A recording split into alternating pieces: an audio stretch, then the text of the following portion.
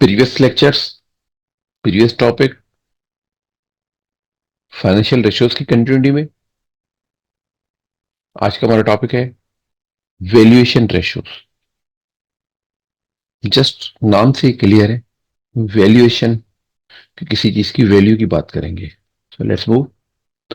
Object of today's lecture is types of financial ratios, purpose of valuation ratios, financial ratios के कितने types हैं, purpose क्या है valuation ratio के, valuation ratio and it's type, valuation ratios में कौन कौन से रेशियोज के टाइप्स होते हैं एंड उनके formula and calculations, formula and calculations उसकी कैसे होती है, और last MCQs.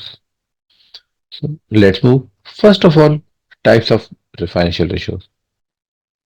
As discussed earlier, there are five types of the ratios: profitability ratios, liquidity ratios, solvency ratios, equity ratio, and valuation ratios.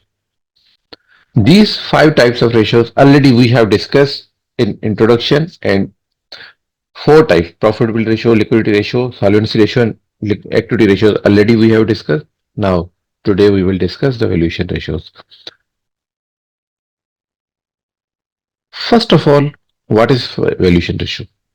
Valuation ratio shows the relationship between market value of the company and its equity and some fundamental financial metrics like earning. Valuation ratio basically आपके पास आपको relation show करता है कि आपकी market में आपकी company की क्या वैल्यू है और इसकी इक्विटी मींस इसका कैपिटल कितना है, एक्चुअल मार्केट की वैल्यू, मार्केट में कंपनी की वैल्यू कितनी है और इक्विटी कितनी है, इन दोनों को वैल्यू बताता है। और कुछ और भी fundamental metrics, fundamental dynamics, basic financial earning like earning, different share holding, etcetera, various other financial metrics के बारे में भी हम डिस्कस करेंगे वैल्यूएशन रेशियो में। Valuation ratio is a financial metric used to assess the value of company's stock or its financial performance in relation to the various factors such as earnings, sales, book value, and other relevant indicators. Same बात वही कि valuation ratio financial indicator से, financial metric से जो assist करते हैं company की stocks को, कंपनीज के स्टॉक मींस कंपनी की शेयर प्राइस को, और इट्स फाइनेंशियल परफॉर्मेंस या उसकी फाइनेंशियल परफॉर्मेंस किसके किस रिलेशन से, या तो उसकी अर्निंग के ब्याज पे बात करेंगे, या उसकी सेल्स रेवेन्यू के बारे में बात करेंगे, या उसकी बुक वैल्यू के बारे में बात करेंगे, या और कोई अदर इंडिकेटर्स भी हो सकते हैं। Valuation metrics indicate the return to the owners of their investment on market price. Valuation ratio basically indicate करते हैं कि ऑनर्स को क्या रिटर्न मिल रहा है उसकी इन्वेस्टमेंट पे, मार्केट प्राइस पे, उसको जो उसने पहले इन्वेस्टमेंट की आज उसकी मार्केट वैल्यू क्या है, उस मार्केट वैल्यू पे क्या उसको रिटर्न मिल रहा है, इस चीज को इंडिकेट करता है। These ratios are essential tools for investors, analyst and financial professionals to evaluate and compare the attractiveness of the different investment opportunities. Valuation ratio provide insight into how the market value a company and can help investors make informed decision. Valuation ratio basically basic tools है जो investors, analyst, financial professionals use करते हैं किस चीज के, different opportunities को, कि कौन से, अगर लेट सपोज आपके पास 10 लाख रुपए और 10 लाख रुपए आप कहां इन्वेस्टमेंट करते हैं, तो इन्वेस्टमेंट करने से पहले आप डिफरेंट कंपनी की फाइनेंशियल रेशियोज देखेंगे। तो एज ए इन्वेस्टर आपको पता होगा कि किस कंपनी की कहां पे मैं इन्वेस्टमेंट करूंगा तो मुझे किसका रिटर्न ज्यादा मिलेगा। एनालिस्ट होगा, अगर आप खुद नहीं कर रहे एनालिस्ट होगा, या कोई फाइनेंशियल प्रोफेशनल्स होंगे। तो बेसिक डिफरेंट अपॉर्चुनिटीज की अट्रैक्टिव में, डिफरेंट इन्वेस्टमेंट की अट्रैक्टिवनेस और उसकी चॉइस के लिए हमें फाइनेंशियल वैल्यूएशन रेशियोज की जरूरत पड़ती है। और वैल्यूएशन रेशियोज आपको डिटेल इंफॉर्मेशन देते हैं कि इन्वेस्टर को डिसीजन कैसे करें। अगर लेट सपोज अगर आप इन्वेस्टर, आपको अगर ये पता चल जाए कि ठीक है आप अगर आज 10 लाख रुपए इन्वेस्टमेंट करेंगे, 10 साल के बाद भी वो 12 लाख रुपए होगा, इसका मकसद कि 10 ईयर्स में आपको 20% रिटर्न मिल रहा है। इसका मकसद कि एनुअली अप्रॉक्स 2%। बट अगर क्या आप यहां पे इन्वेस्टमेंट करना चाहते हैं, अगर इसके अलावा अगर कहीं और किसी कंपनी में जहां पे आपके पास रिटर्न इंक्रीज हो, एक तो उसकी कंपैरिजन की बात आएगी, और ये कंपनी अगर आपके पास इनिशियली अगर आपको पता चले कि आप इन्वेस्टमेंट करें और आपको लॉस होगा, तो आप कभी भी इन्वेस्टमेंट नहीं करेंगे। तो कंपनी की last performance, previous balance sheet, previous profit loss account के बेहाफ पे इन्वेस्टमेंट इन्वेस्टर जो है वो वैल्यूएशन रेशियोज के हिसाब से डिसाइड करता है। Investor make informed decisions decisions कि उसको इंफॉर्मेशन मिलती है कि कंपनी की मार्केट वैल्यू क्या है, जिस कंपनी में मैं इन्वेस्टमेंट करने वाला हूं या करना चाह रहा हूं उसकी वैल्यू क्या है, उसकी वैल्यू क्या होगी। Now types of valuation ratios. First ratio is earning per share, जिसको हम कहते हैं ईपीएस। अर्निंग पर शेयर, एक कंपनी के शेयर्स पे कितना प्रॉफिट होगा, कितनी अर्निंग हुई है, उसको calculation. Price earning ratio, company की प्राइस क्या है और उसकी अर्निंग कितनी है, ये रेशियो कैलकुलेट करते हैं। Third, market value of the share, जिस शेयर की आप मार्केट बात कर रहे हैं, जो जिस कंपनी में आप इन्वेस्टमेंट कर रहे हैं, स्टॉक एक्सचेंज से अगर जिस कंपनी का आप शेयर लेना चाह रहे हैं उसकी मार्केट वैल्यू क्या है। और डिविडेंड पेमेंट पर शेयर, उस कंपनी की मार्केट वैल्यू के शेयर्स पे कंपनी डिविडेंड कितना दे रही है, कंपनी प्रॉफिट कितना डिस्ट्रीब्यूट कर रही है। क्या आप अगर आज इन्वेस्टमेंट करें तो क्या कोई सर्टेन टाइम के बाद, after 1 year, with in 1 year, क्या कुछ रिटर्न प्रॉफिट भी मिलेगा, नहीं मिलेगा। और वो डिविडेंड पर शेयर कैसे कैलकुलेट करेंगे उसको हम आज सीखेंगे। लास्ट, डिविडेंड यील्ड रेशो, कि जो डिविडेंड है वो टोटल आपकी इफिशिएंसी, बिजनेस की परफॉर्मेंस की कितने परसेंट है, कितनी यील्ड है। First of all, earning per share, EPS ratio. अब सिंपल बात, डिटेल लेक्चर्स में, प्रीवियस लेक्चर्स में हम डिस्कस कर चुके हैं। नेट प्रॉफिट की हमने बात की थी, नेट प्रॉफिट कैलकुलेट कैसे करेंगे। नेट प्रॉफिट कैलकुलेट करने के लिए हमें यकीनन प्रॉफिट लॉस अकाउंट चाहिए, कॉस्ट ऑफ सेल्स भी चाहिए, कॉस्ट ऑफ सेल्स भी चाहिए, माइनस करके ग्रॉस प्रॉफिट भी चाहिए। ऑपरेटिंग एक्सपेंस माइनस करेंगे तो आपका नेट प्रॉफिट आएगा। अब नेट प्रॉफिट में टैक्स वगैरह माइनस करने के बाद जो नेट अर्निंग है, जो ऑनर्स के पास जाएगी, इसका फॉर्मूला है profit after tax and interest. अगर किसी से आपने लोन लिया है वो इंटरेस्ट भी देने के बाद, अगर किसी से कोई गवर्नमेंट का टैक्स है वो भी सब पे करने के बाद, जो हर चीज देने के बाद जो प्रॉफिट बचे, उस प्रॉफिट को डिवाइड करते हैं number of ordinary shares issued के, कितने शेयर्स आपने मार्केट में इशू किए हुए हैं, कितने बंदों से पैसे आपने इन्वेस्टमेंट ली हुई है। अगर ये कंपनी है तो ऑर्डिनरी शेयर्स के हिसाब से हो गए। अगर यही चीज पार्टनरशिप है तो कितने पार्टनर से, नंबर ऑफ पार्टनर से डिवाइड करेंगे तो पर पार्टनर का प्रॉफिट मिलेगा। ईपीएस का फॉर्मूला क्या है, profit after tax and interest divide by number of ordinary shares issued. कितने नंबर शेयर्स जो है वह कितने शेयर्स आपने इशू किए, उसको जब टोटल प्रॉफिट को उस नंबर से डिवाइड करेंगे तो पर शेयर आपके पास प्रॉफिट मिलेगा कि एक प्रॉफिट, एक शेयर पे एक शेयर की अर्निंग कितनी है, earning per share. Earning per share और EPS is important financial metrics measure which indicate the profitability of a company. आप जब इन्वेस्टमेंट करते हैं तो आपको पता चलना चाहिए कि अगर जिस कंपनी में मैं शेयर ले रहा हूं तो उस शेयर का प्रॉफिट कितना होता है, इस वक्त कंपनी की क्या पोजीशन है। Higher earning per share of a company, the better is its profitability as well as more expensive the stock. जितनी अर्निंग ज्यादा होगी उतना ही आपका शेयर की प्राइस भी ज्यादा होगी। क्योंकि ऐसा नहीं होगा कि आप 10 रुपए इन्वेस्टमेंट करें शेयर्स में और 10 रुपए आपको प्रॉफिट मिल जाए। जितना जिस कंपनी का जितना ज्यादा प्रॉफिट होता है उतना ही उसकी मार्केट वैल्यू, उतना ही उसकी शेयर्स की वैल्यू ज्यादा होती है।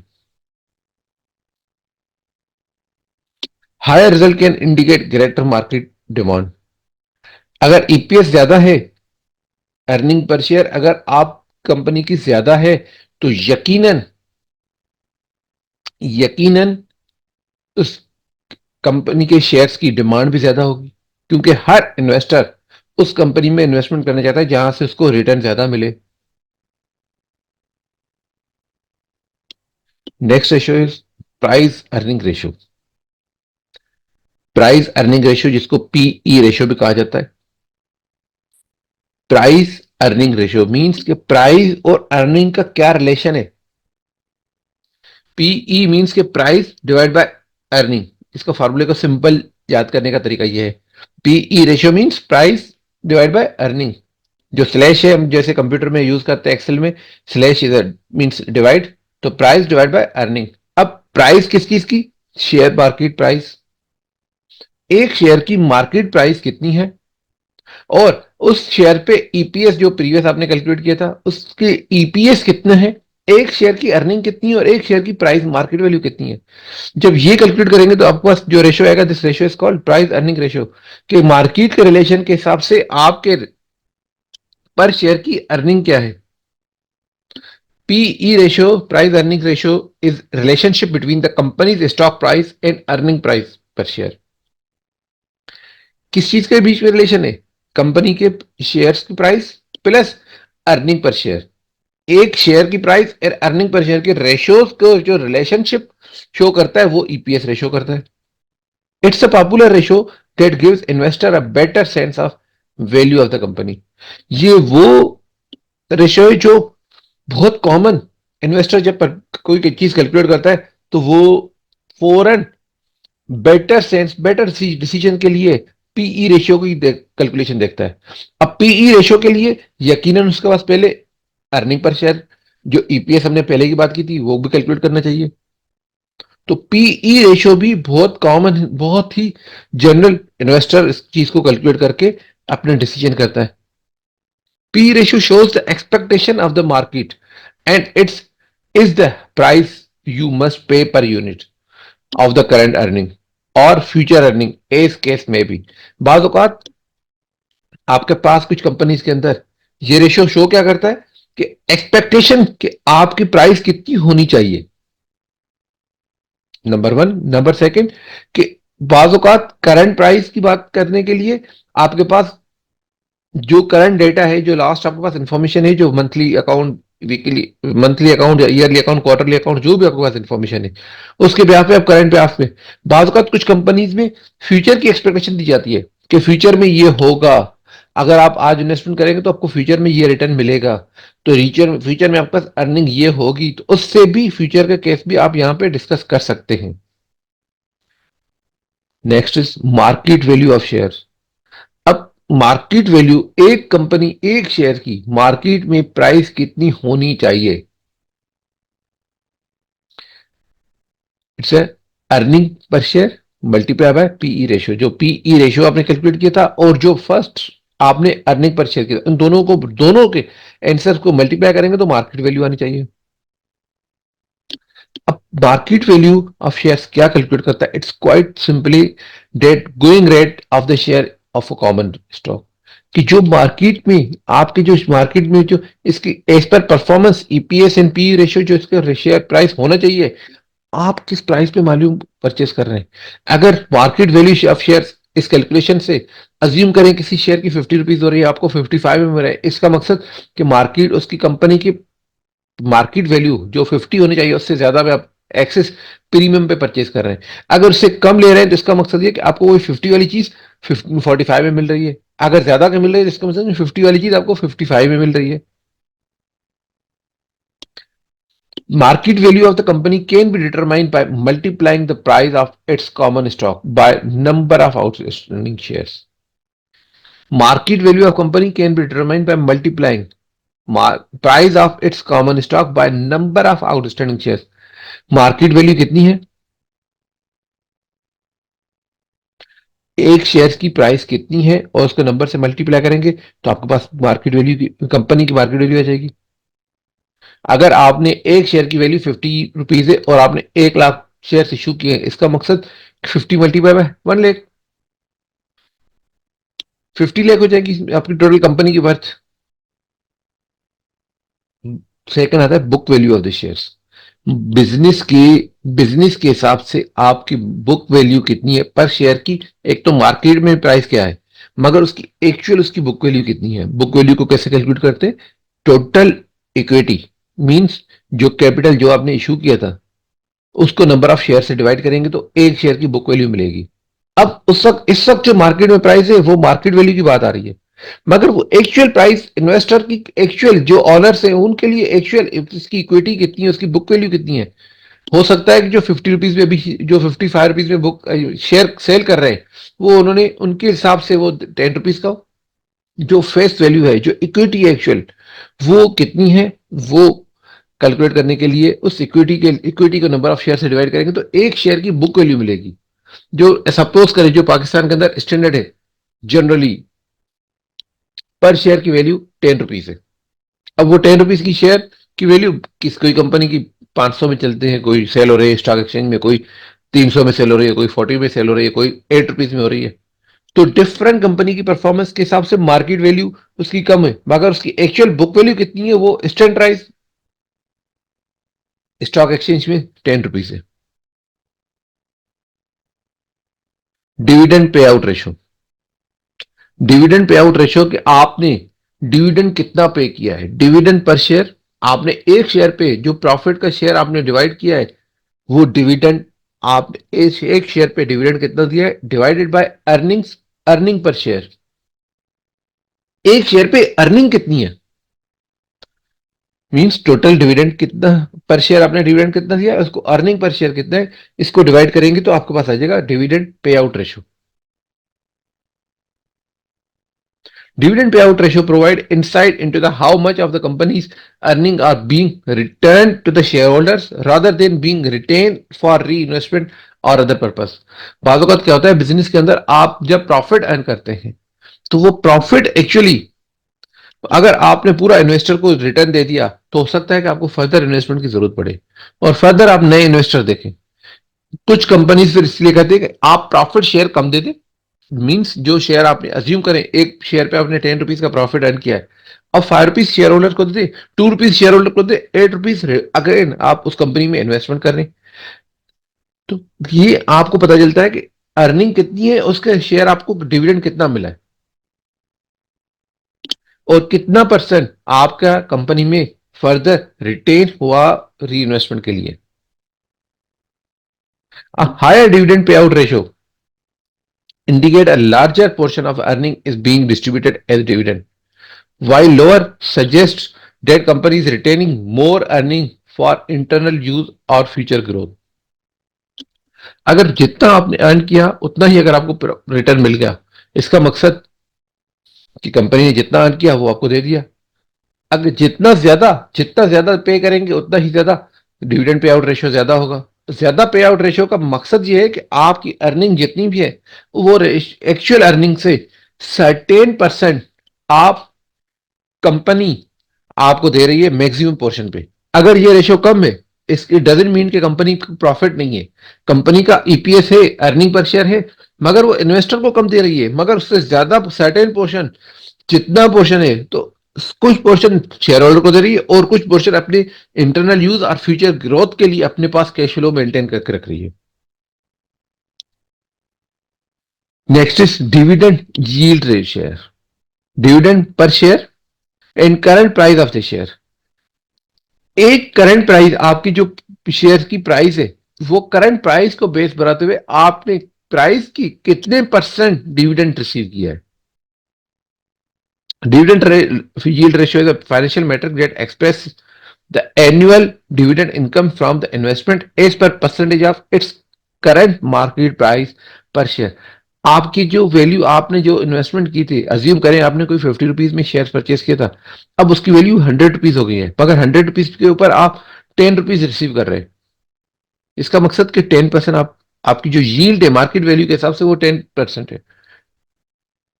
Higher yield indicate a higher return relative to the investment current market price, making it attractive to the income seeking investors। कुछ लोग ऐसे होते हैं जो कहते हैं मुझे हर वक्त हर महीने हर ईयरली आपको प्रॉफिट मिलता रहे,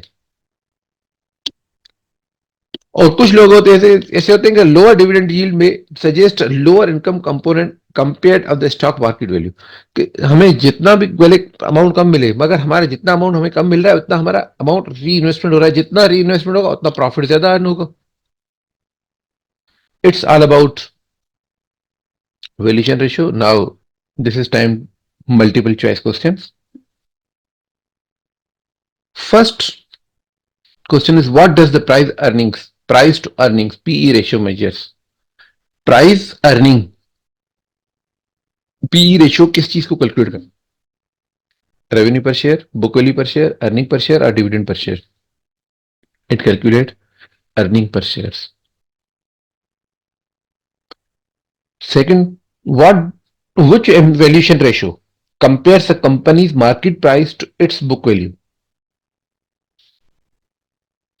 कौन सी वैल्यू है जो कंपनी की मार्केट वैल्यू और कंपनी की बुक वैल्यू को कंपेयर करता है? Price to sales, dividend yield, price to book value और enterprise value to EBITDA, earning before interest, tax, depreciation and allowances.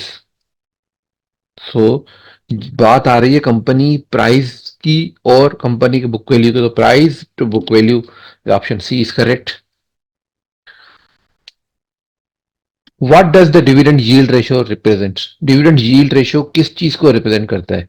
Percentage return on investment based on earning, the proportion of earning distributed as dividend, the market expectation of our company's future earning growth और value placed on the company sales और revenue. Dividend yield ratio किस चीज को identify करता है? कि proportion of earning, कितने proportion dividend की, ईपीएस को कितने प्रोपोर्शन आपने डिविडेंड शेयर किया है. Which ratio compares the company's enterprise value to its earning before interest and tax, depreciation and amortization? क्या है एंटरप्राइज वैल्यू, कंपनी की बुक वैल्यू और EBITDA? तो option C is correct. Which is the formula for price to sales ratio? Ratio की सिर्फ बात देखें, price to sales means PS ratio. हमने पीई रेशियो की बात की थी, तो प्राइस को किसी भी चीज से आप कंपेयर कर सकते हैं. Market price per share divide by revenue per share, market price per share divide by earning per share, market price per share divide by book value per share, annual dividend per share divide by market price per share.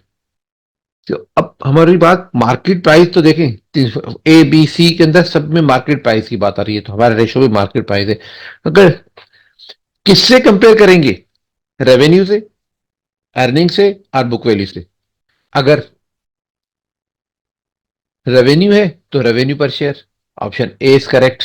Thank you. If you any confusion question you can write in comments. Thank you. Allah Hafiz.